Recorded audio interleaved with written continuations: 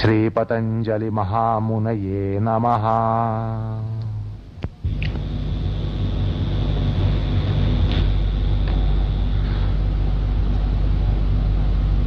सूत्रकार निर्वितर्का समापत्तीच्या संदर्भामध्ये मात्र निर्भासा असं म्हणतात. त्या ठिकाणी अर्थ हा शब्द बाह्य वस्तूच्या संदर्भात असतो किंवा अस्तित्वामध्ये असलेल्या वस्तूच्या संदर्भामध्ये अर्थ हा शब्द वापरला गेलाय. तर या ठिकाणी आपण असं पाहत होतो की असे काही दार्शनिक, आदर्शवादी दार्शनिक जसे विज्ञानवादी बौद्ध किंवा सर्व मनोवादी आधुनिक तत्वज्ञाते जे पॅनसायकिझम अशा प्रकारची धारणा बाळगून आहेत, ते म्हणतात की तुम्ही ज्याला बाह्य वस्तू म्हणता ती बाह्य वस्तू ही सत स्वरूपाची नसते, तिला कुठल्याच प्रकारची सत्ता नसते. बाह्य वस्तू याला कुठल्याही प्रकारची स्वतंत्र अशी सत्ता नसते. ती एक आपल्या मनाने निर्मित केलेली वस्तू असते. अशा प्रकारचा त्यांचा एक पक्ष आहे. विज्ञानवादी बौद्धांचा असा एक पक्ष आहे. तर त्यामुळे ते म्हणतात की बाह्य वस्तू हीच खोटी आहे, मिथ्या आहे, असत आहे.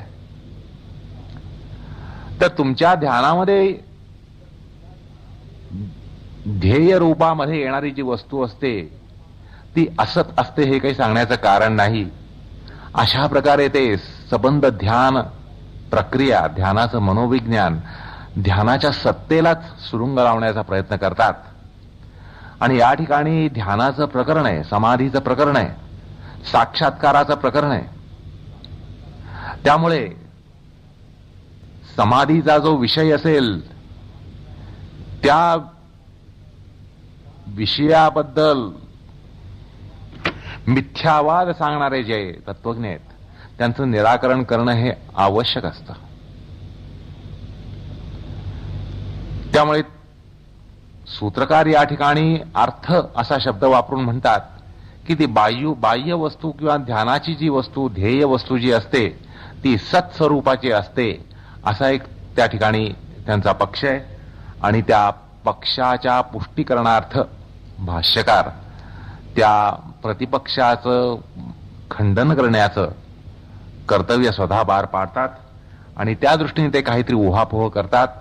आणि तो विचार आपल्याला या ठिकाणी लक्षात घ्यायला पाहिजे. एक शास्त्राचा अभ्यास म्हणून ही गोष्ट अत्यंत आवश्यक असते असं गतप्रसंगी सांगितलं. म्हणजे आपण खरं म्हणजे एका अत्यंत मनोवेधक अशा प्रकरणाचा अभ्यास करत असताना या ठिकाणी तत्वज्ञानाच्या प्रांतातलं एक वाळवंट हे आपल्या समोर आलं आहे असं म्हटलं त्यावेळेला, तरी पण त्याचा विचार करणं आणि तो विचार समजून घेणं हे अत्यावश्यक आहे हेही आपण पाहिलं. तर त्या दृष्टीने आपण थोडासा या ठिकाणी या मनोविज्ञानाच्या प्रकरणामध्ये थोडासा तात्विक उहापोह करणार आहोत. तर असं बघा की हा जो अर्थ आहे हा अर्थ म्हणजे बाह्य वस्तू असते. ही एक बाह्य वस्तू असते. आणि ही बाह्य वस्तू म्हणजे काय? बाह्य वस्तू म्हणजे अवयवांचा संघात विशेषत्वान भूतसूक्ष्मांचा साधारण जो धर्म असतो. असं आहे की आपण बाहेरचा एक पदार्थ, उदाहरणार्थ घट हा जर घेतला तर घट हा पदार्थ कसा आहे, ही वस्तू कशी आहे? तर घट हा अवयवी आहे. हा अनेक अणूंच्या अवयवांना बनलेला असा अवयवी घट आहे. तर घट हा अवयवी आणि त्याचे अवयव म्हणजे अणुसंघात किंवा तन्मात्र संघात आणि त्यांच्या संघटनेनं अवयवी घट बनत असतो. आता या ठिकाणी आपल्याला अवयव आणि अवयवी या दोन संकल्पना समजून घेतल्या पाहिजेत. बाह्य वस्तू जी असते ती बाह्य वस्तू म्हणजे अवयवी असते आणि ज्या अणुसंघाताने ती बाह्य वस्तू बनते त्या अणुसंघाताला त्याचे अवयव असं शास्त्र सांगतं. तर आता असं बघा की हा जो अवयवी आहे, अवयवी जसा घट तो बृहदाकार किंवा क्षुद्राकार अशा तारतम्यानं असतो. घट लहान असेल मोठा असेल, तसाच तो इंद्रिय ग्राह्य असतो. अवयवी जो असतो तो इंद्रिय ग्राह्य असतो आणि तसंच क्रियाधर्मानं युक्त असतो. त्याला काहीतरी क्रियाधर्म असतात. बाहेरची वस्तू जी असते त्याला काहीतरी प्रयोजन असतं. जसं घट म्हणजे पाणी धारण करणं, पाणी वाहून नेणं, हा त्याचा क्रियाव्यापार असतो. तर तसं बाह्य वस्तूला काहीतरी प्रयोजन असतं, काहीतरी क्रियाव्यापार असतो आणि त्याच्यामुळे व्यवहार हे निष्पन्न होतात. तुमच्या हातात केवळ माती दिली आणि सांगितलं तर ह्याचा उपयोग करा, तर त्यातनं आपण काही पाणी वाहून नेऊ शकणार नाही. पण त्या मातीचा जर घट बनवला, घट अजून सुकवला, तर आपण त्या घटातनं पाणी वाहून नेऊ शकतो. तर हा जो घट आहे किंवा ही जी हा जो अवयवी आहे, त्या अवयवीमुळे व्यवहार हे निष्पन्न होतात. अवयवांनी व्यापार निष्पन्न होत नाहीत. नुसती माती दिली तर त्या मातीचं काही करता येत नाही, पण मातीचा घट बनवून आपल्याला पाणी नेता येतं. किंवा पूर्वी तुम्हाला एक उदाहरण सांगितलं, दूरदर्शन संच. हा दूरदर्शनाला संच संबंध विघटित केला, त्याचे सगळे सुटे भाग खोलून ठेवले, तर तो काही दूरदर्शनाचा संच होत नाही. जरी दूरदर्शन संच बनण्यासाठी अत्यावश्यक आणि आवश्यक असलेल्या सगळ्या भागांचे त्या ठिकाणी जरी संग्रहण असलं, सगळे भाग त्याची याची आवश्यक सगळे भाग जरी त्या ठिकाणी उपस्थित असले तरी त्याचं दूरदर्शन होत नाही, आपल्याला त्याचं प्रयोजन नसतं. पण तो संच एकदा तंत्रज्ञाकडून जर आपण जोडून घेतला तर त्याचा दूरदर्शन संच होतो आणि त्याला एक क्रियाधर्म, त्याला एक उपयोगिता येते आणि त्याद्वारा व्यवहार हा निष्पन्न होऊ शकतो. नुसत्या सुट्या भागांमध्ये म्हणजे केवळ अवयवांद्वारा दूरदर्शन संच हा काहीच दूरदर्शन ठरत नाही. पण ज्या वेळेला त्या अवयवांचं योग्य प्रकारे त्याची बांधणी होईल, संघटन होईल, त्यावेळेला त्याद्वारा व्यवहार निष्पन्न होतात. तर या ठिकाणी असं लक्षात घेतलं पाहिजे की अवयवांद्वारा व्यापार निष्पन्न होत नाहीत, पण अवयवांद्वारा जर त्यांच्या संघातातून अवयवी बनला तर मात्र व्यवहार हे निष्पन्न होत असतात. आणि हा जो अवयवी आहे जसा घट हा अनित्य असतो. घट हा अनित्य असतो. आणि हा जो बृहदाकार किंवा क्षुद्राकार असतो तसाच तो इंद्रिय असतो असं आपण पाहिलं, किंवा काही धर्मानी युक्त असतो, क्रियाधर्मानी युक्त असतो. आणि त्याचे क्रियाधर्म म्हणजे आता घटाचे क्रियाधर्म म्हणजे जलधारण, तर हे त्याला असे क्रियाधर्म असतात. तसाच तो अनित्य असतो आणि जलधारणादी जे व्यवहार असतात ते त्याद्वारा निष्पन्न होतात. थोडक्यात म्हणजे अवयवांद्वारा व्यापार निष्पन्न होत नाहीत, अवयवी द्वारा ते होत असतात. तर असं आहे की हे जे बाह्य वस्तूला मिथ्या ठरवतात त्यांना पहिल्यांदा असं समजावून सांगितलं जातं की बाबा बाह्य वस्तू जी तुम्ही म्हणता ती बाह्य वस्तू म्हणजे अवयवी आहे, अणुसंघाताने बनलेली ती एक वस्तू आहे आणि तुम्ही त्याला मिथ्या म्हणताय. हे पहिल्यांदा तुम्ही लक्षात घ्या. अलग लक्षात त्यांना असं सांगावंसं वाटतं या ठिकाणी, पहिल्यांदा तुम्ही ज्याला मिथ्या म्हणून मानताय ती मिथ्या मानता ती कुठली वस्तू, तर इंद्रिय ग्राह्य अशी जी वस्तू आहे, ज्याला आकार आहे, साकार आहे, जी वस्तू काही क्रियाधर्मानं युक्त आहे आणि जी अनित्य आहे, त्या वस्तूला तुम्ही मिथ्या ठरवताय. तर ती वस्तू काय आहे हे लक्षात घ्या. त्या वस्तूला स्वतःचं असं अस्तित्व नाहीये, अवयवांनी ती बनत असते, अवयव संघाताने ती बनत असते. हे पहिल्यांदी त्यामागचं विज्ञान लक्षात घ्या. अशा प्रकारे थोडी समज पहिल्यांदी भाष्यकार देतात. आणि आता जो हा प्रकार सांगितला तो प्रकार सांगताना ते सांगतात की ते म्हणतात सच संस्थान विशेषो भूत सूक्ष्माणाम साधारणो धर्म आत्मभूत फलेन व्यक्तेनानुमित स्वव्यंजकांजन प्रादुर्भवति धर्मांतरस्य कपालादेकये च तिरोभावति स एषो धर्मो अवयवी उच्यते यो असविकश्च महिश्च अणियांश्च स्पर्शवांश्च क्रियाधर्म कश्चानित्यश्च तेन अवयवीना व्यवहार क्रियन्ते. अशा प्रकारे ते पहिल्यांदा समजावून जातात की अवयव आणि अवयवी या दोन गोष्टी तुम्ही या ठिकाणी पहिल्यांदा लक्षात घ्या.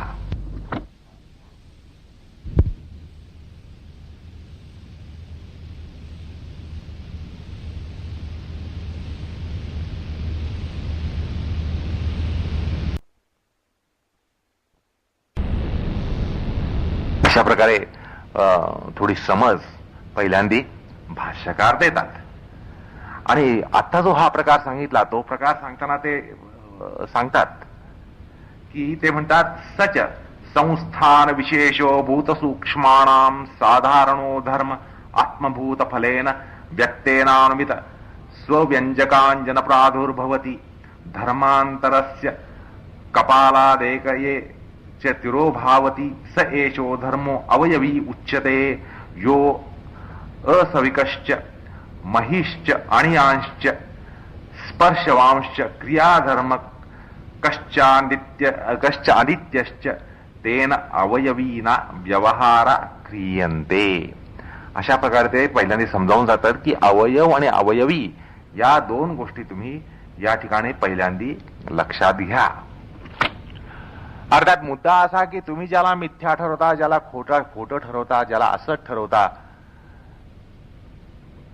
ती वस्तू अवयवी आहे.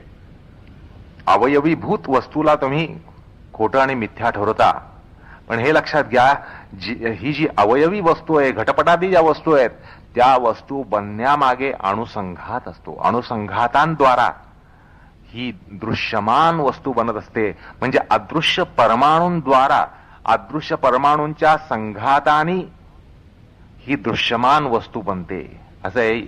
हे जे आदर्शवादी तत्वज्ञ आहेत, ह्यांना दृश्यमान वस्तूबद्दल एक तिटकारा आणि तिरस्कार आहे.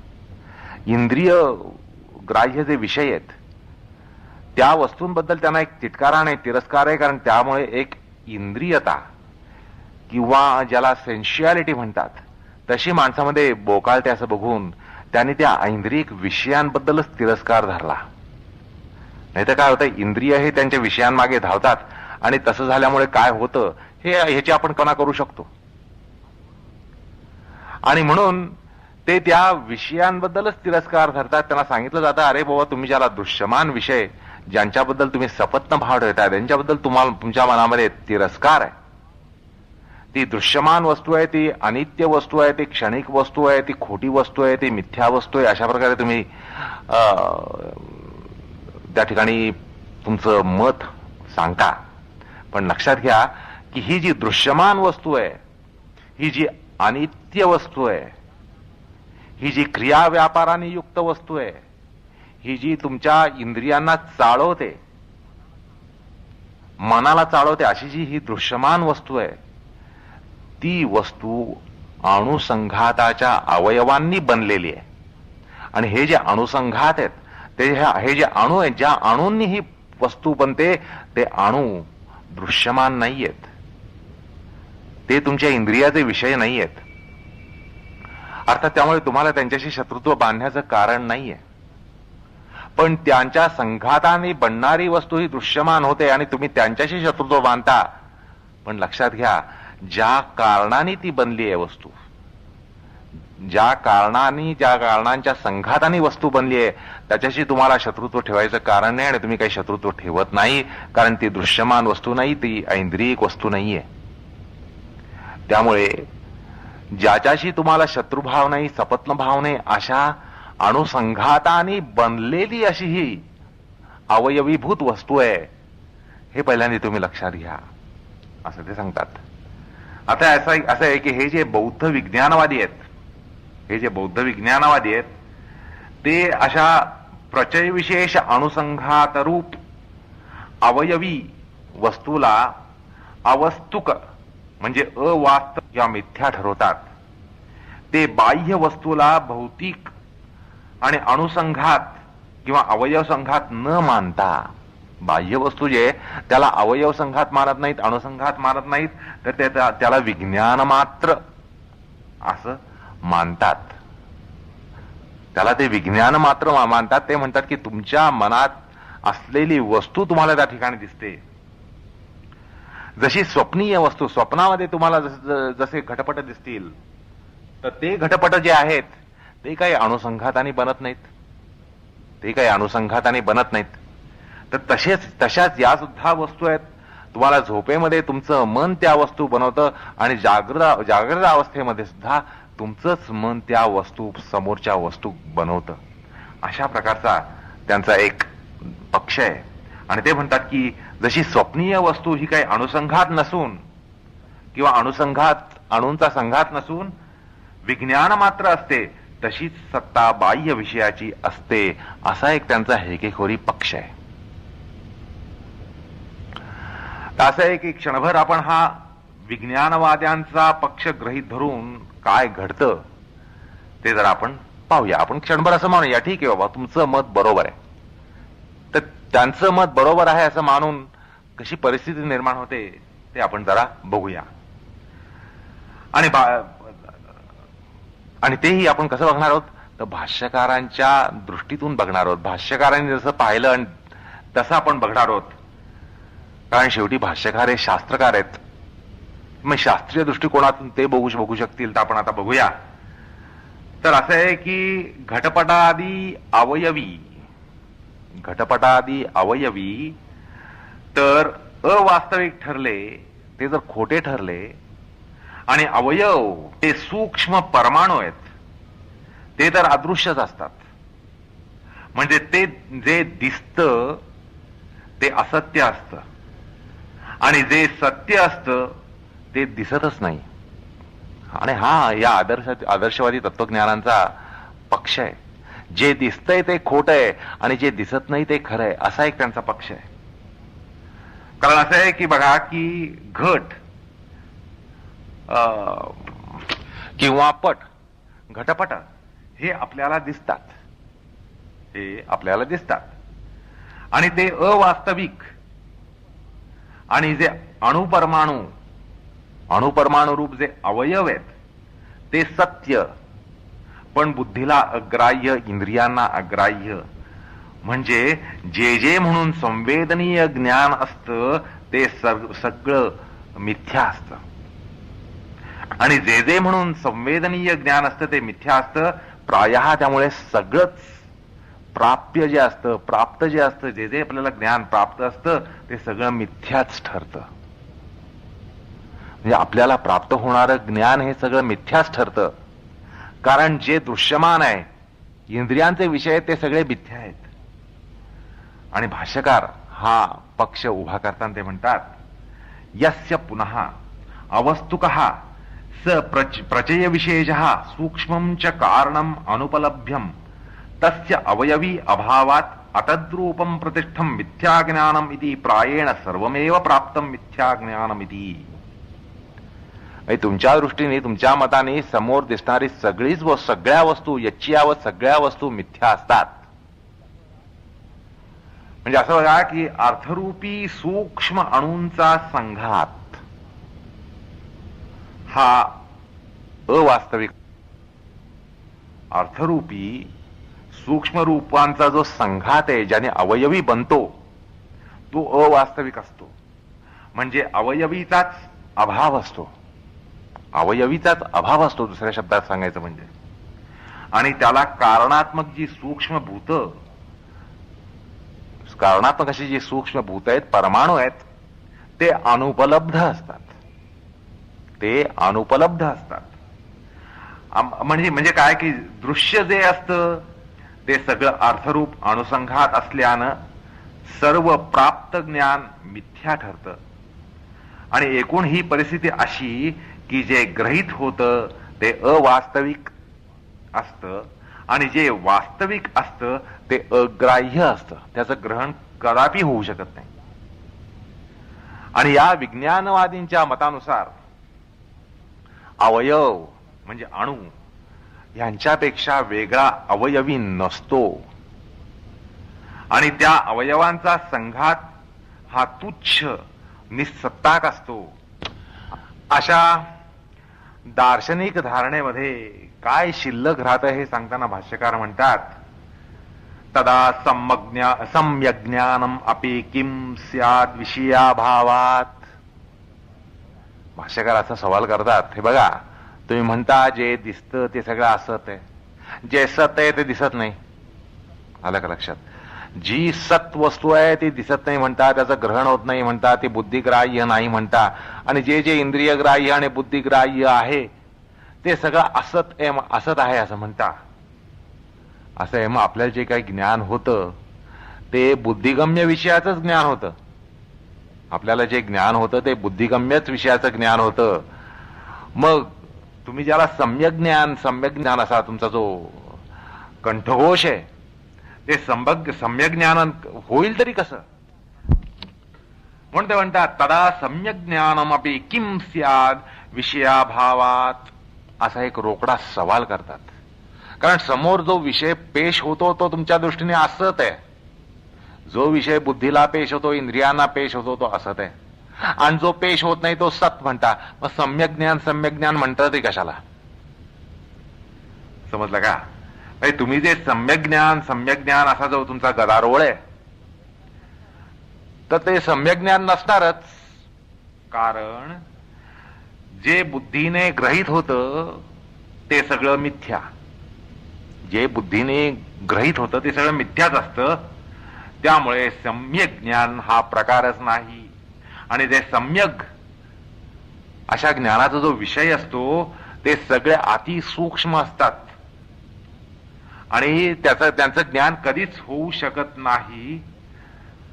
अर्थात सम्यक ज्ञानाचा विषय हा अग्राह्य असतो असा एकूण प्रकार घडतो तुमचा. म्हणजे सत्ता जी असते ती अग्राह्य असते आणि ग्राह्य जे असतं ते समस्त निस्सत्ताक असतं. असा एक तुमचा अट्टहास आहे. त्यामुळे तुम्ही बौद्ध एके ठिकाणी सम्यक ज्ञान असा कंठघोष करता आणि पुन्हा सम्यक ज्ञानाला विषयाभावच दाखवता. तस्मात तुम्ही विप्रलापी आहात. आलं का लक्षात? अशा प्रकारे ते त्यांच्या मताचं खंडन करतात. आणि मग आपल्या मताचं मंडन करताना किंवा आपला सिद्धांत सांगताना ते म्हणतात की त्यामुळे आम्ही सिद्धांततः असं म्हणतो की अस्ति अवयवी यो महत्वादि व्यवहारापन्नः समापत्तेः निर्वितर्कायाः विषयी भवति. त्यामुळे अवयवी हाच बृहत सूक्ष्मादी रूपानं व्यवहृत होतो आणि तोच अवयवी निर्वितर्का समापत्तीचा विषय बनतो. अवयव आणि यद्यद उपलभ्यते तत्तत् अवयवित्वेन आघ्रतम. म्हणून जे जे उपलब्ध दृश्य असतं ते अवयवीचाच गंध देतं. म्हणून अवयवीचं अस्तित्व निराकृत होत नाही. आलं का लक्षात? म्हणजे हे जे विज्ञानवादी आहेत ते बाह्य वस्तूला मिथ्या ठरवतात. त्यांना असं सांगितलं जातं ठीक आहे तुम्ही बाह्य वस्तूला मिथ्या म्हणा, पण ती जी वस्तू ज्या अवयवांनी बनते ते तर अवयव सत्त असतात. तर त्यामुळे ज्या अवयवांनी सत्स्वरूप अवयवांनी बनलेला पदार्थ असतो त्याला असत म्हणण्याचं काहीही कारण नाही. या ठिकाणी थोडासा दार्शनिक उहापोह चालल्या असल्यामुळे असं सांगावंसं वाटतं की जी बाह्य वस्तू आहे ती बाह्य वस्तू आपल्याला ज्या स्वरूपात दिसते ना त्या स्वरूपात ती नसते. हे मात्र खरं आहे. कारण अनेक वार आपण पाहिलं की आपल्याला जी दर्शनांची इंद्रिय आहेत, बुद्धी, मन, अहंकार, इंद्रिय, या सगळ्यांवर रजतमांचे अनेक प्रकारचे चष्मे चढलेले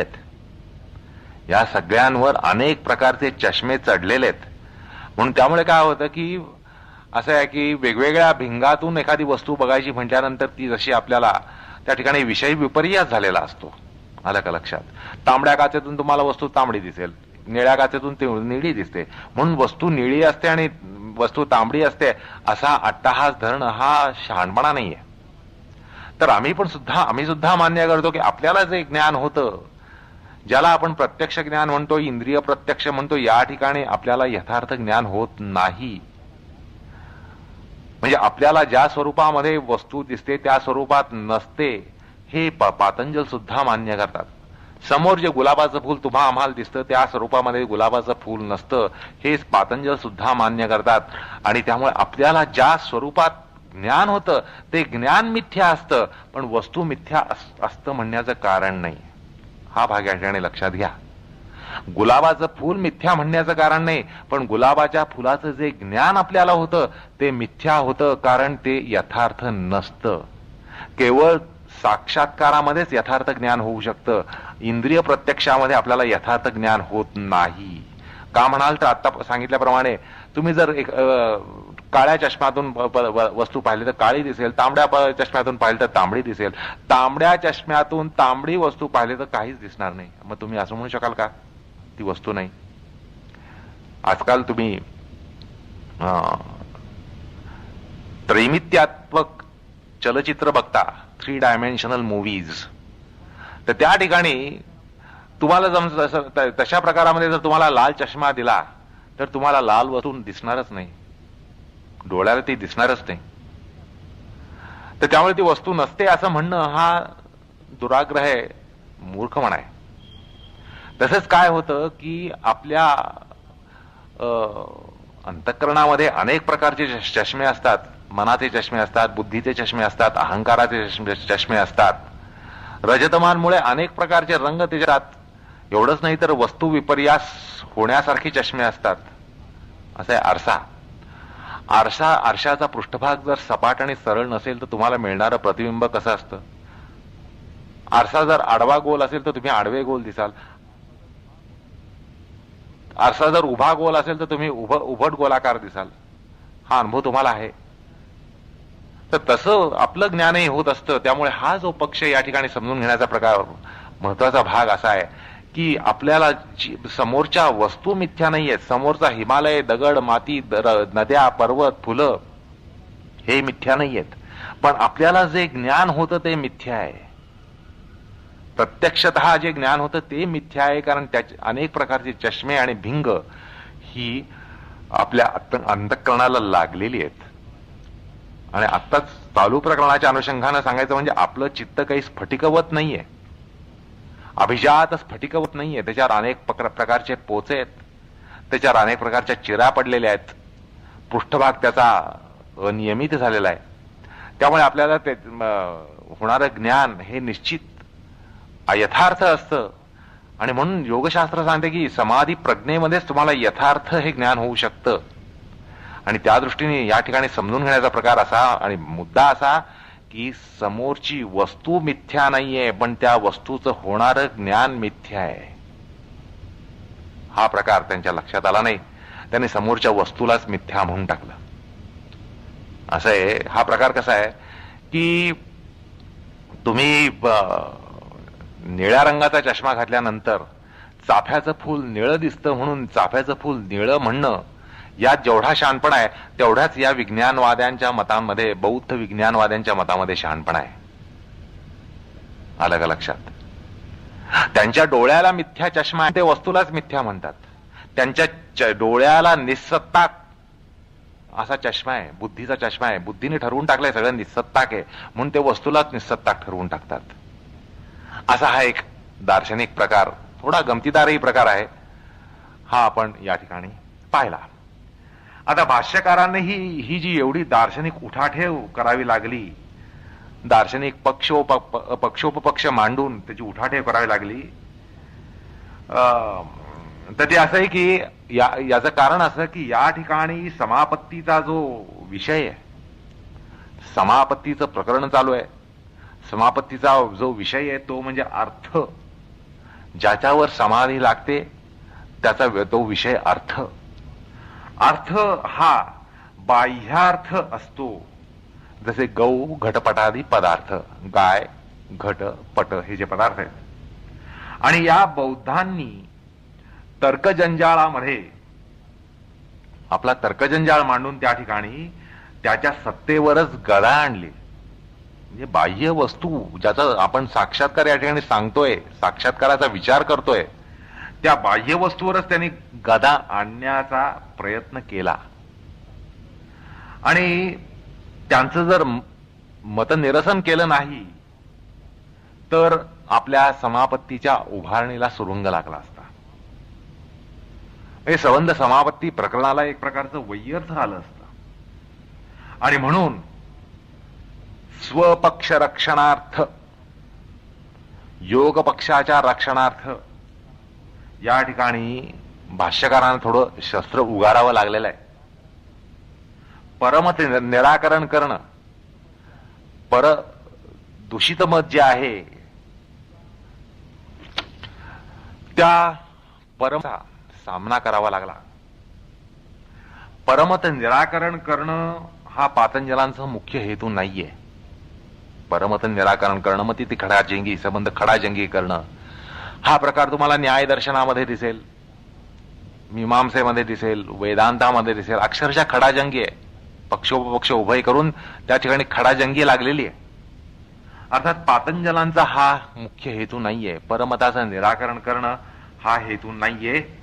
पण ज्या वेळेला ही परमत जी दुर्मत आहेत, ही दुर्मत ज्या वेळेला आपल्या सिद्धांतावर घालतात किंवा घालतील, त्याच वेळेला तेवढ्याच अंशाने केवळ त्याच जागी त्यांचं निराकरण करणं, त्याच जागी किंवा त्यांचं निराकरण करणं किंवा अशा प्रकारे जागोजागी निपात करणं हा एवढाच प्रकार पातंजलांनी केलेला आहे. आणि तशाच भूमिकेतून या ठिकाणी सूत्रस्थ अर्थमात्र पदाला दुष्टतर्कानं वैयर्थ सिद्ध होऊ नये असा दुष्टतर्क मांडून किंवा अशी दुर्मत जी आहे त्यांच्याद्वारा त्याला वैयर्थ लागू नये म्हणून हा या ठिकाणी दार्शनिक उहापोह हा करावा लागला आणि भाष्यकाराने तो केला. आणि असं आहे की हा थोडासा आस्थानी अनावश्यक ग्रंथ, असा ग्रंथविस्तार भाष्यकाराने केला असं काही आपल्याला म्हणता येत नाही, निश्चितच म्हणता येत नाही. भाष्यामध्ये त्यांनी हे जे परमत आणि त्याचं खंडन आणि मग आपल्या मताचं मंडन करणं हा जो प्रकार या ठिकाणी केला तो एक अनावश्यक आणि आस्थानी असा ग्रंथविस्तार होता असं काही आपल्याला निश्चित म्हणता येत नाही. किंवा परमत असहिष्णुता सुद्धा म्हणता येत नाही. एरवी हा विचारच त्यांनी केला नसता. पण आपल्या सिद्धांतावर ते घालतायत असं म्हटल्यानंतर केवळ बचावासाठी त्यांचं निराकरण करण्याचा प्रकार या ठिकाणी भाष्यकारांनी केला. त्यामुळे थोडासा दार्शनिक पक्ष या ठिकाणी आपल्या समापत्तीच्या प्रकरणामध्ये डोकावून गेला. थोडासा त्यामुळे रुचिभंग झाला असेल, पंगतभेद झाला असेल हे लक्षात येतं. तरी सुद्धा हा प्रकार शास्त्राच्या अभ्यासामध्ये आवश्यक आहे म्हणून हा सांगितला. असो, आता आणखीन एक महत्वाचा मुद्दा या ठिकाणी येतो तो असा की हे बघा, पूर्वपक्ष म्हणतो की बाह्य वस्तू जी गाय आहे, बाह्य वस्तू जी गाय आहे, प्राणी विशेष अशी जी गाय आहे ती त्वक चर्म रुधिर मांस मज्जा मेद अस्थि वगैरे वगैरे वगैरे घटकांनी बनलेली असते. बाहेरची गाय ही कशी असते हे आपण समजून घेऊ शकतो, आपण समजून आहोत. पण अंतःकरणामध्ये जी गाय येते म्हणता तुम्ही, ध्यानामध्ये जी गाय येते म्हणता, ती गाय त्याला न त्वक चर्म रुधिर मांस मज्जा अस्थि या गोष्टी यामध्ये नसतात. त्यामुळे ही काल्पनिक गाय असते आणि त्यामुळे तो साक्षात्कार जो तुम्हाला होणार असं म्हणतात तो गायीचा साक्षात्कार कसा काय असेल?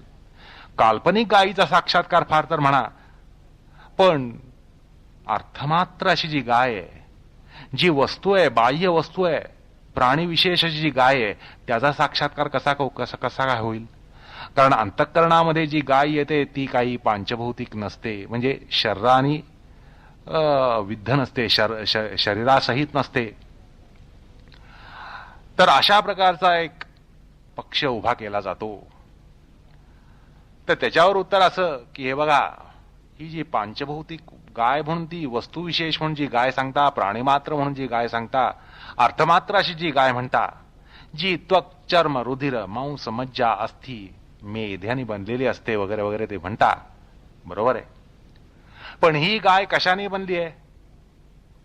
ही गाय पंचमहाभूतांनी बनलेली आहे. पंचमहाभूत कशाने बनलेली आहेत?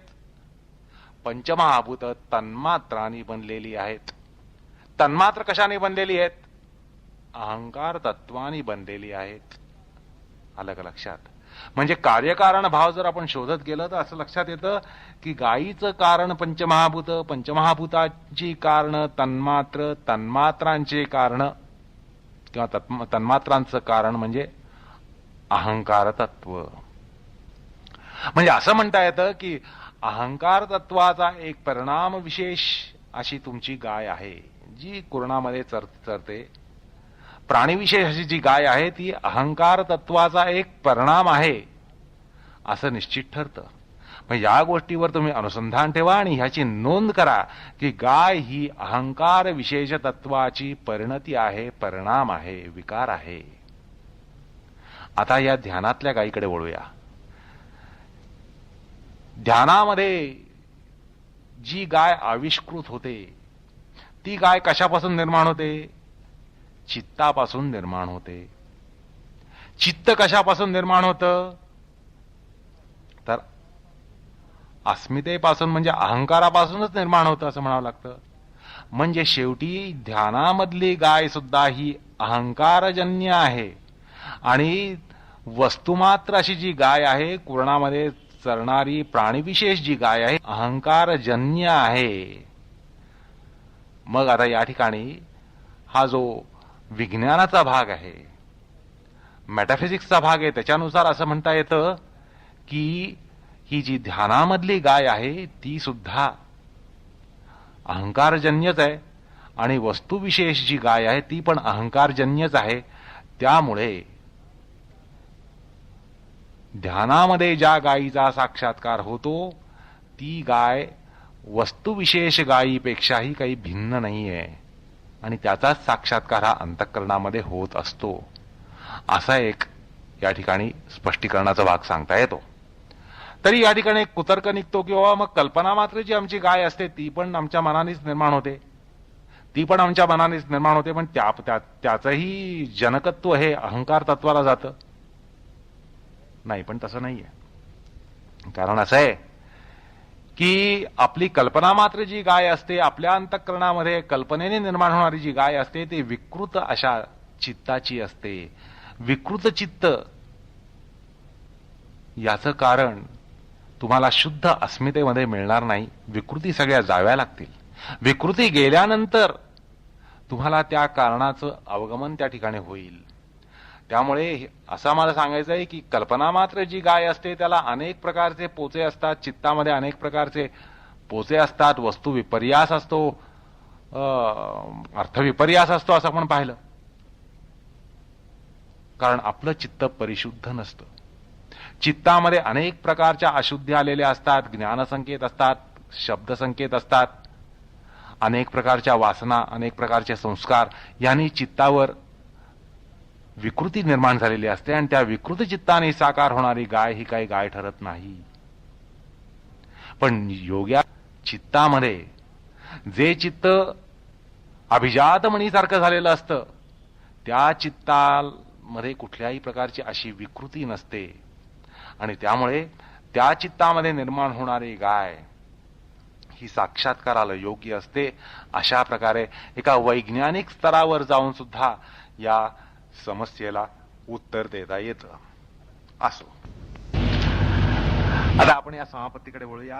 या समापत्तीचं जे लक्षण आहे ते लक्षण पुन्हा एकदा आपण समजून घेऊया. कारण बरंच आपण या ठिकाणी एका दृष्टीनं विषयांतर झालेलं आहे, तर पुन्हा आपण आपल्याला समापत्तीच्या रुळावर आणून सोडलं पाहिजे, म्हणून थोडासा आपण त्याचा विचार करूया. तर असं आहे की प्रत्यक्षाखेरीज, प्रत्यक्ष प्रमाणाखेरीज, प्रत्यक्ष ज्ञानाखेरीज जे ज्ञान असतं ते सगळं ज्ञान श्रुत आणि अनुमित असतं, ऐकीव असतं, अनुमित असतं, आगम प्रमाणाद्वारा आपल्याला प्राप्त झालेलं असतं. तर ते जे ज्ञान आहे, आगमामध्ये जे ज्ञान आहे, म्हणजे ज्याला ऋषीवचन म्हणता येईल, शास्त्रवचन म्हणता येईल, ऋषीमुनींचं वचन म्हणता येईल, संतांचं ज्ञान जे आहे, ते जे ज्ञान, ते ज्ञान कसं प्राप्त होतं तो प्रकार या ठिकाणी सांगितला गेलेला आहे. या निर्वितर्का समापत्तीमध्ये साक्षात्करण ज्याला म्हणतात, म्हणजे योग्यांना, ऋषीमुनींना, संतांना जे साक्षात्करण झालं आणि त्यांनी ते सांगितलं आणि आपल्याला त्यांची वचनं आज आप्तवचनं, प्रमाणित वचनं ठरली, तर त्यांना ते जे ज्ञान झालं ते ज्ञान कसं झालं तो प्रकार या ठिकाणी या निर्वितर्काकरणामध्ये शास्त्रकार सांगतात. आलं का लक्षात? म्हणजे त्यांना ते प्रत्यक्ष असतं, त्याला आपण परप्रत्यक्ष म्हणतात असं मागे एका प्रसंगामध्ये पाहिलं. त्यांचं परप्रत्यक्ष जे असतं ते आपल्याला आगम प्रमाण असतं, आगम ज्ञान असतं. ऋषी मुनींनी, योग्यांनी जे पाहिलं त्यांना तो साक्षात्कार झाला आणि ते आपल्याला आप्त असल्यामुळे आपण त्यांच्या वचनाला अनुसरून ते त्यांची वचनं प्रमाण मानतो आणि मानायला पाहिजे, हा शहाणपणा आहे. तर आपल्याला ते अनुमित किंवा श्रुत ज्ञान होतं, आगमज ज्ञान होतं.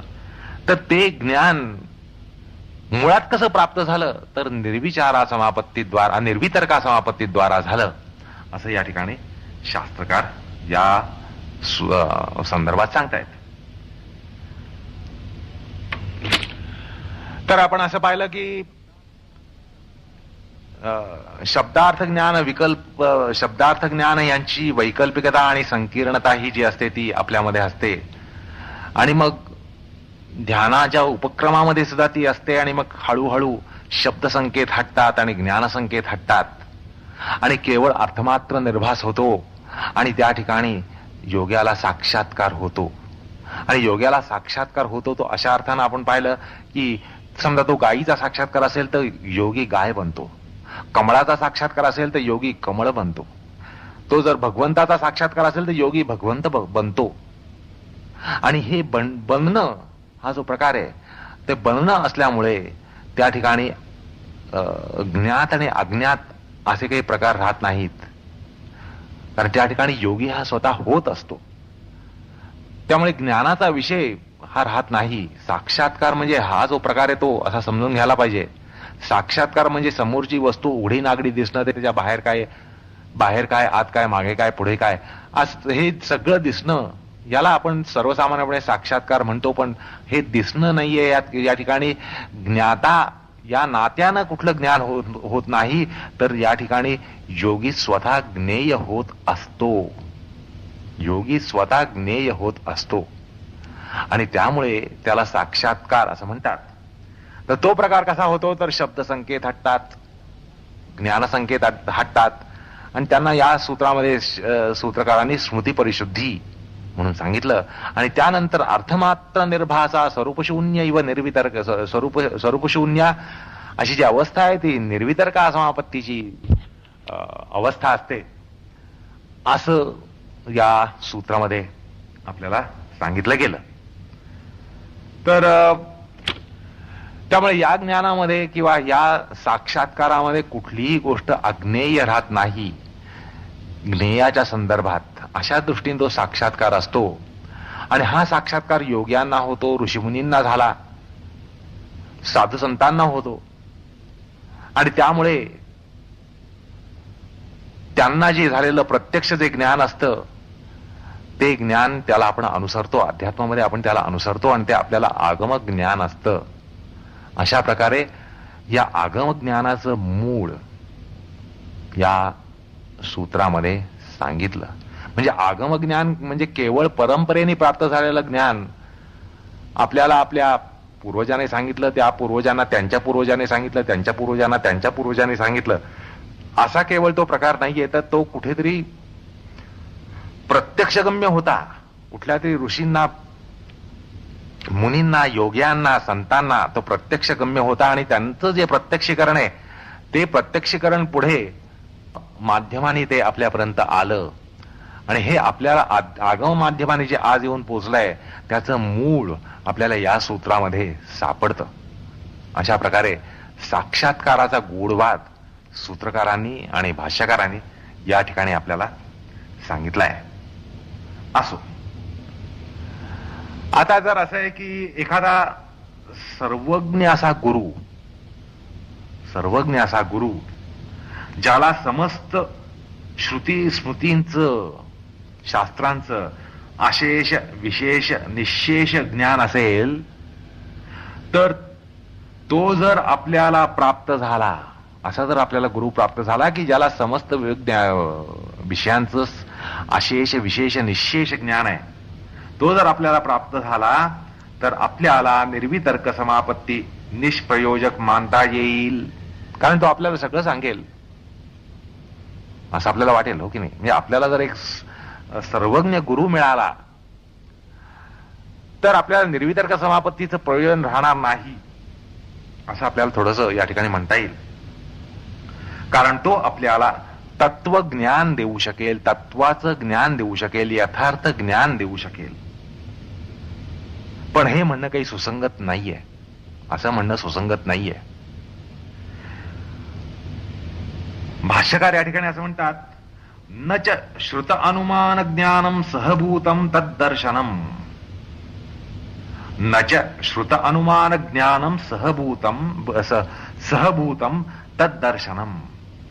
या त्यांच्या उक्तीवरून आपल्याला असा अर्थ करता येतो की निर्वितर्क समापत्तीमध्ये जे त्या गुरुला ज्ञान झालं असतं ते वस्तूचं विशेष ज्ञान असतं. लक्षात, त्या सर्वज्ञ गुरुला निर्वितर्क समापत्तीमध्ये जे ज्ञान झालं असतं ते वस्तूचं विशेष असं ज्ञान असतं आणि त्या विशेष ज्ञानाची वाच्यता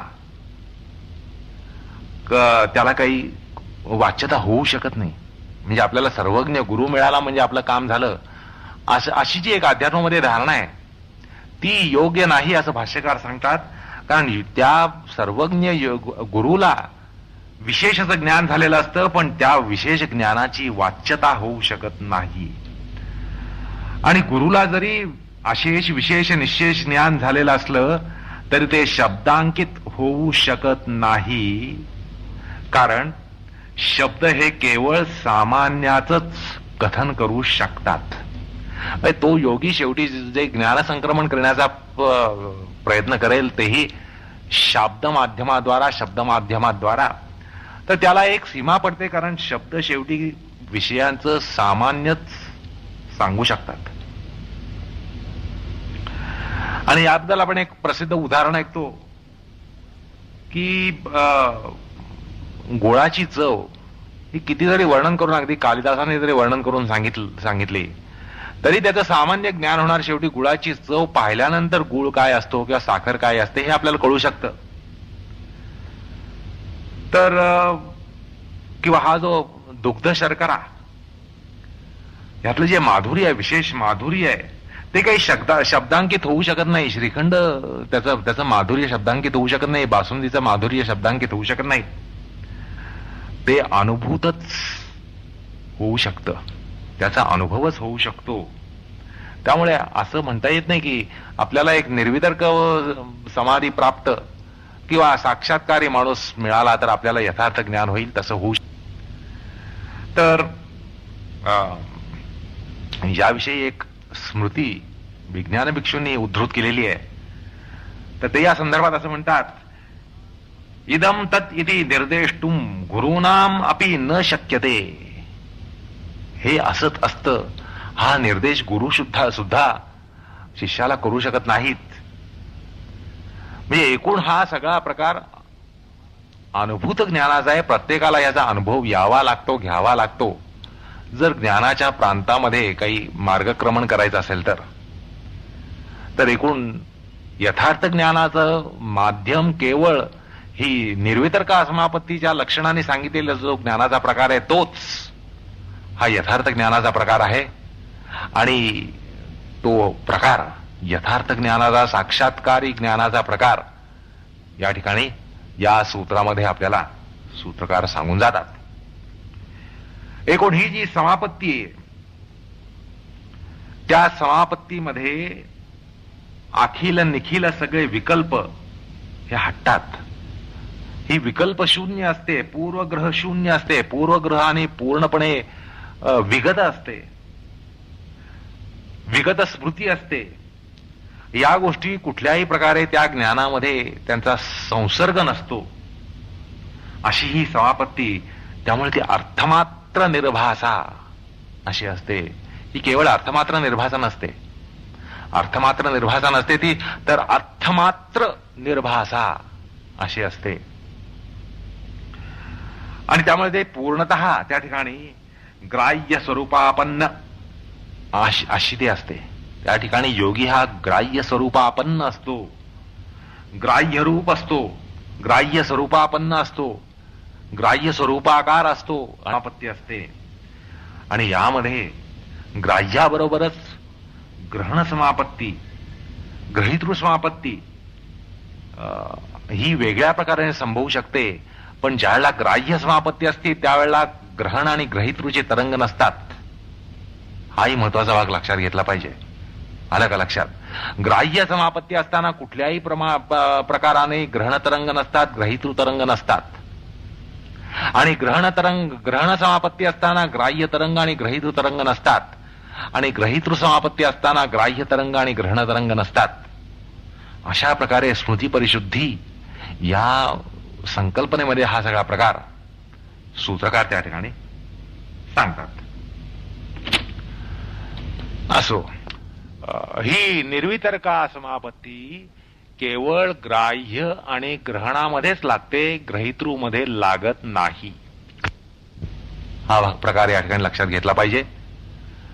ग्रहितृच्या संदर्भात ही लागणार नाही. ते वर्गीकरण जर डोळ्याखाली घातलं तर तुम्हाला लक्षात येईल की सवितर्का निर्वितर्का समापत्तीचे प्रकार हे केवळ स्थूल ग्राह्य आणि स्थूल ग्रहण यांच्या संदर्भातच ही समापत्ती लागत असते. सवितर्का निर्वितर्का हे प्रकार केवळ स्थूल ग्राह्याचे स्थूलांश आणि ग्रहणाचे स्थूलांश यांच्यातच लागत असतात. तर या ठिकाणी ग्राह्य निर्वितर्का समापत्ती जी असेल तर त्याचे विषय कोणते? तर त्याचे विषय म्हणजे त्याचे अवयव, म्हणजे सूक्ष्मभूत. ग्राह्य जो विषय असेल, या समापत्तीचा जो विषय असेल, तर त्याचे अवयव हे या ठिकाणी विषय असतात. त्याचे म्हणजे अणुसंघात, तुझे अणु या ठिकाणी या समापत्तीचे विषय असतात. अर्थात याला सूक्ष्मभूत असं म्हणता येईल. पण या ठिकाणी असा एक प्रश्न आपल्याला उभा करता येतो की या समापत्तीचे विषय अवयव की अवयवी? कारण आत्ताच आपण हा उहापोह केला, अवयव काय आणि अवयवी काय हे पाहिलं. या ठिकाणी असा एक प्रश्न विचारता येतो की या समापत्तीचे विषय ग्राह्य वर्गाचे जे आहेत ते अवयव म्हणजे अणुपरमाणू का अवयवी म्हणजे घटपटादी? असा एक प्रश्न या ठिकाणी विचारता येतो.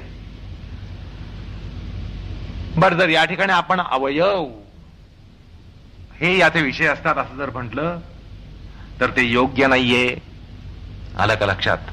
जर आपण असं म्हटलं की ग्राह्य विषयामध्ये अवयव या ठिकाणी समापत्तीचे विषय असतात तर ते योग्य नाहीये. कारण अवयव हे सूक्ष्म असतात आणि सूक्ष्म विषय हे सविचारा निर्विचाराचे विषय असतात. ते वर्गीकरण जर तुम्ही डोळ्याखालनं घातलं तर त्या ठिकाणी असं तुम्हाला लक्षात येईल की हे जे अवयव आहेत, अणुपरमाणू आहेत, हे अणुपरमाणू सूक्ष्म विषय आहेत आणि सूक्ष्म विषयातली समापत्ती म्हणजे ही सविचारा निर्विचारा वर्गाची असते, ती सवितर्का निर्वितर्का प्रकाराची नसते. त्यामुळे या ठिकाणी या समापत्तीचे जे विषय आहेत ते अवयव नाही नसून अवयवी असतात असं या ठिकाणी आपल्याला समजावं लागतं. अर्थात या समापत्तीमध्ये जे गवादी विषय असतात, गाय घटपट, त्यांच्याविषयी तत्स्थ तदंजनता इतकी असते, तत्स्थता आणि तदंजनता इतकी प्रगल्भ असते, किंबहुना ती परिपूर्ण असते की समापन्न चित्तामध्ये वस्तू गाय नामक पदार्थ आहे याचं अनुसंधान तेव्हा नसतं. आणि म्हणून तुम्हाला अनेक वार सांगितलं की या निर्वितर्का समापत्तीमध्ये योगी गाय होतो, योगी कमळ होतो, योगी गुलाब बनतो. आला का लक्षात? तसंच या ठिकाणी या समापत्तीमध्ये मी गाय नामक पदार्थाकार चित्ताला जाणतो असाही प्रकार नसतो. आलं का लक्षात? मी गाय नामक पदार्थाकार बनलेल्या चित्ताला जाणतो आहे असाही प्रकार नसतो. म्हणजे शब्द गाय आणि ज्ञान गाय यांच्या निरपेक्ष अशी ही अर्थाविषयी तत्स्थ तदंजनता असते. आणि या ठिकाणी चित्त ध्येयाकार झाल्यानं जणू स्वरूपशून्य झालेलं असतं असा अर्थ या ठिकाणी आहे. असो, तर आपण अशा प्रकारे सूत्राच्या साह्यानं, भाष्याच्या साह्यानं या समापत्तीचं लक्षण पाहिलं. तर याच समापत्तीचं लक्षण, याचा संग्रह, विस्तृत असा संग्रह भावा गणेश यांच्या वृत्तीमध्ये, त्यांची जी योगदीपिका नामक वृत्ती आहे त्याच्यामध्ये त्यांनी त्याचा विस्ताराने संग्रह केलाय. त्याच्यावर केवळ आपण एक दृष्टिक्षेप टाकूया.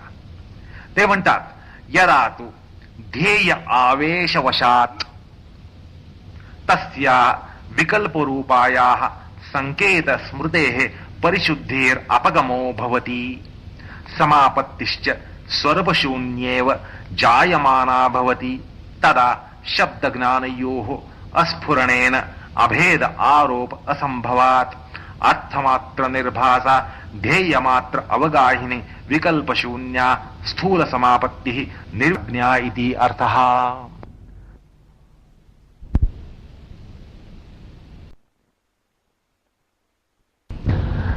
तर याच समापत्तीचं लक्षण, याचा संग्रह, विस्तृत असा संग्रह भावा गणेश यांच्या वृत्तीमध्ये, त्यांची जी योगदीपिका नामक वृत्ती आहे त्याच्यामध्ये त्यांनी त्याचा विस्ताराने संग्रह केलाय.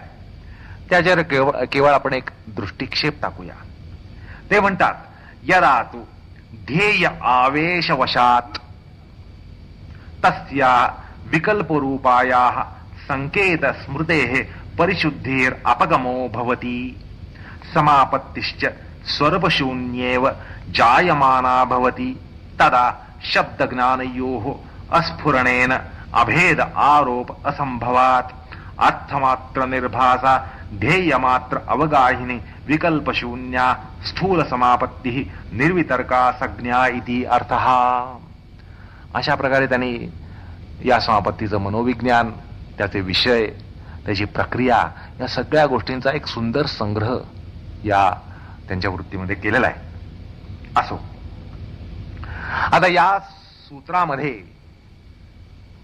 जे सवितर्का समापत्तीचं लक्षण आलेलं आहे, त्यात संप्रज्ञात समाधीचं जे सामान्य लक्षण तिसऱ्या पादामध्ये आलेलं आहे, त्याच्याशी थोडंसं पडताळून पाहण्याचा प्रसंग या ठिकाणी प्राप्त होतो.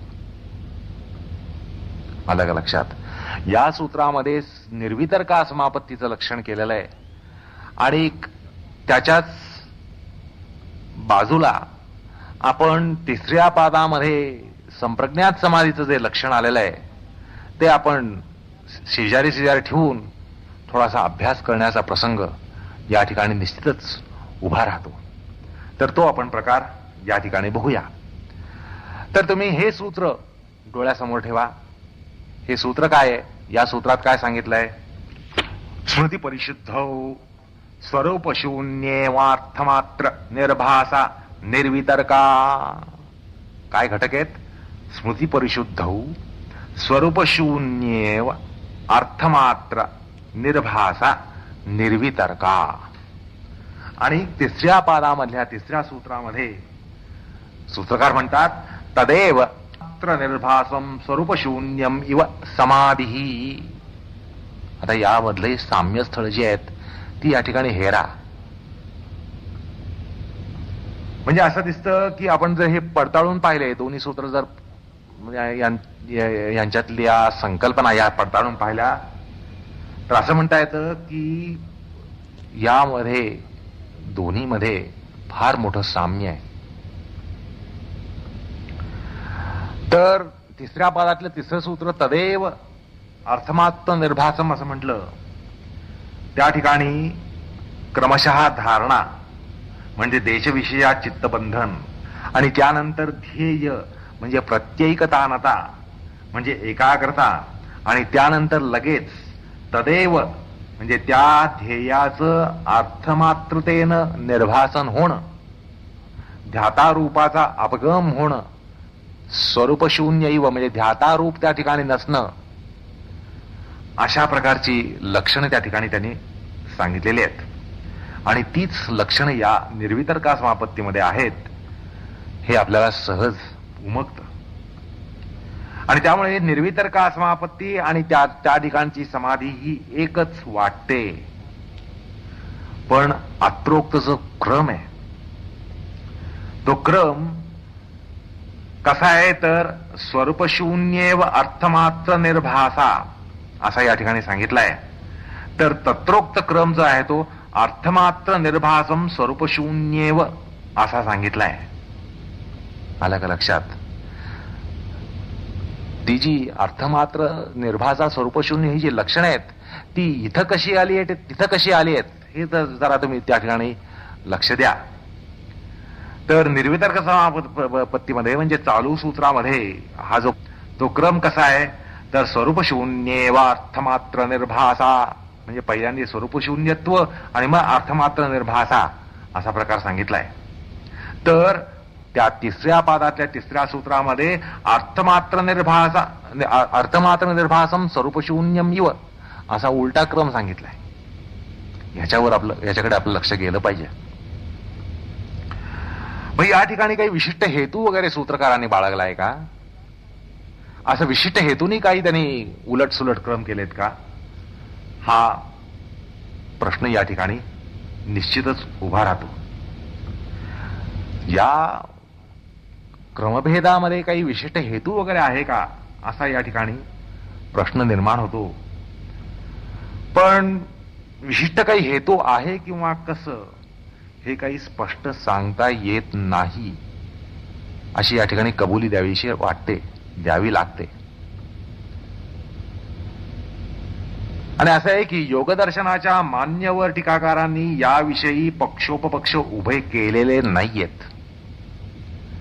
योगदर्शनावर प्रथितय ज्या टीका आहेत त्या टीकाकारांनी या क्रमाबद्दल काही उहापोह केलेला नाहीये, त्यांनी पक्षोपपक्ष मांडलेले नाहीयेत.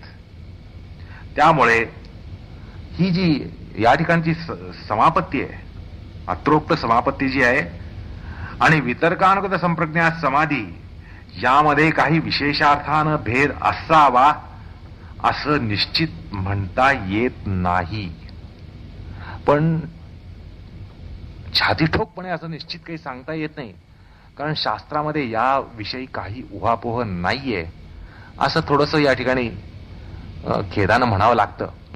बरं, त्यांनी काही उहापोह केली त्यामुळे त्यात काही भेद नाही असाही एक पक्ष या ठिकाणी आपल्याला मानता येतो. पण हा एक निरीक्षणाचा प्रकार तुमच्या पुढे या ठिकाणी मांडला. पण असं या ठिकाणी असं म्हणता येतं की ध्यानाची समाधीमध्ये जी परिणती होते, ध्यानाची समाधीमध्ये जी परिणती होते त्यामध्ये एक ट्रान्झिटरी पिरियड असतो. त्यामध्ये एक ज्याला आपण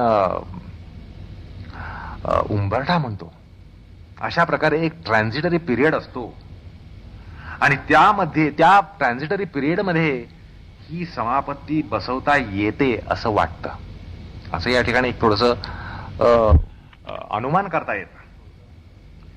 ध्यानामधली प्रत्ययिकतानता जी आहे, ध्यान म्हणजे प्रत्ययिकतानता, ती जाऊन ध्याता ध्यान ध्येय ही त्रिपुटी जाण्यासाठी ध्येयगत विषयाबद्दल शब्दसंकेत आणि शब्द आणि ज्ञान यांचा लोप होऊन स्वरूपशून्य अशी अर्थमात्र निर्भासा समापत्ती येऊन लागलीच वितर्कानुगत समाधी अर्थमात्र निर्भासा स्वरूपशून्य इव अशी येते असं या ठिकाणी म्हणता येतं.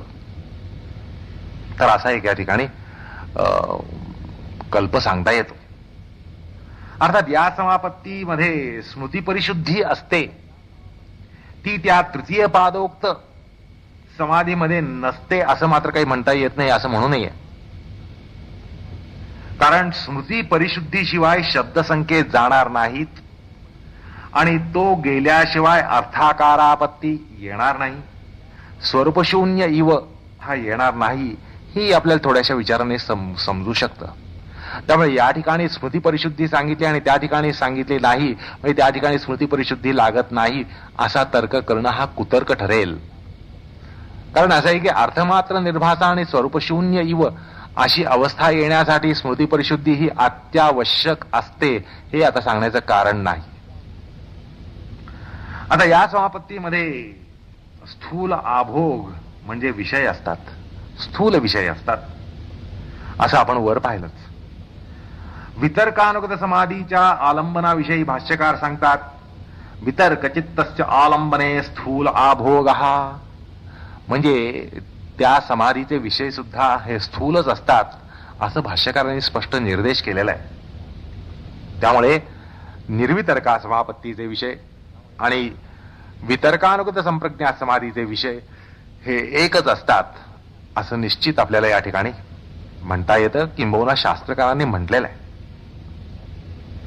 असो, आता स्थूल विषयातील समापत्ती ही 42व्या म्हणजे गतसूत्रामध्ये आणि 43व्या म्हणजे चालू सूत्रामध्ये सांगितली. त्यातील सवितर्का समापत्ती जी आहे, सवितर्का समापत्ती जी आहे गतसूत्रातली जी आहे, शब्दार्थ ज्ञान विकल्पै संकीर्णा सवितर्का, ती समाधी नाही असं आपण पाहिलं. ती समाधी नाही, पण समाधीला अव्यवहित असा पूर्व क्षण आहे, पूर्व अवस्था आहे असं आपण पाहिलं. पण ही जी निर्वितर्का समापत्ती आहे ती वितर्कानुगत संप्रज्ञा समाधी आहे असं आपल्याला निश्चित म्हणता येतं. कारण लक्षण साम्य, सूत्रकारांनी जी लक्षणं केली आहेत त्यात परिपूर्ण साम्य असल्यामुळे निर्वितर्का समापत्ती म्हणजे वितर्कानुगत संप्रज्ञा समाधी असते असं आपल्याला निश्चित म्हणता येतं. यामध्ये भाष्यकारांचा आशय असा की हे परप्रत्यक्ष म्हणजे उच्च स्तराचं प्रत्यक्ष असतं, यावरून संप्रज्ञात अशी वितर्कानुगत समाधी जी स्थूल विषया साक्षात्कार करून देणारी असते, त्यावरून दोन्ही एकच आहेत असा भाष्यकारांचा आशय सुद्धा निश्चित शब्दांकित झालेला आहे. निर्वितर्का समापत्ती प्रकरणामध्ये किंवा त्या प्रसंगामध्ये भाष्यकार असं म्हणतात की हे परप्रत्यक्ष आहे किंवा हा साक्षात्कार आहे, त्यावरून निर्वितर्का समापत्ती आणि वितर्कानुगत समाधी यांच्या अभेदावर, यांच्यातल्या अभेद संबंधावर शिक्कामोर्तब होतं. आता या ठिकाणी सवितर्का निर्वितर्का अशा दोन प्रकारच्या समापत्ती किंबहुना ती प्रक्रिया म्हणजे स्थूल विषय साक्षात्काराची प्रक्रिया सांगितली आणि आपण स्थूल ग्राह्य विषयातली ही समापत्ती या ठिकाणी समजून घेतली. आता दुसरा जो प्रकार आहे सविचारा निर्विचारा, हा प्रकार क्रमप्राप्त होतो आणि सूक्ष्म विषयामध्ये जी समापत्ती लागते ती समापत्ती लागण्याचा जो प्रकार आहे त्याची जी प्रक्रिया आहे, तो प्रकार आणि त्याची प्रक्रिया सांगण्यासाठी सूत्रकार निर्देश करतात. तो पुढल्या सूत्रामध्ये, ते पुढल्या सूत्रामध्ये सविचारा निर्विचारा या समापत्तीचं लक्षण सांगत नाहीत, पण ते असं म्हणतात की सवितर्का निर्वितर्का समापत्तीच्या प्रक्रियेचा निर्देश झाल्यामुळे, ते व्याख्यात झाले असल्यामुळे सूक्ष्म विषयामध्ये संभवणाऱ्या सूक्ष्म विषयात्मक अशा सविचारा निर्विचारा सुद्धा व्याख्यात झाल्या असं ते म्हणून जातात. आणि त्याचा त्या लक्षण त्या समाधी सविचारा निर्वितरका समापत्तीचं लक्षण करण्याचा पूर्ण भार हा अभ्यासावर सोपवतात. आणि त्यामुळे या ठिकाणी आपल्याला सवितरका निर्वितरका या समापत्तींचं पूर्ण अर्थगमन झाल्याशिवाय या समापत्तीचा पत्ताच लागणार नाही. कारण ते असं म्हणतात, ती सांगितली म्हणजे ही पण सांगितली. त्यामुळे आपल्याला ही स्वतःहून समजून घ्यावी लागते, समजून घ्यावी लागणार आहे, असं ते सांगून ते 44व्या सूत्राकडे वळतात, जी सूक्ष्म विषय असते. अर्थात तो पुढल्या सूत्राचा विषय असल्यामुळे आपण त्याच्याकडे पुढल्या प्रसंगामध्ये वळणार आहोत. कृष्णार्पणमस्तु.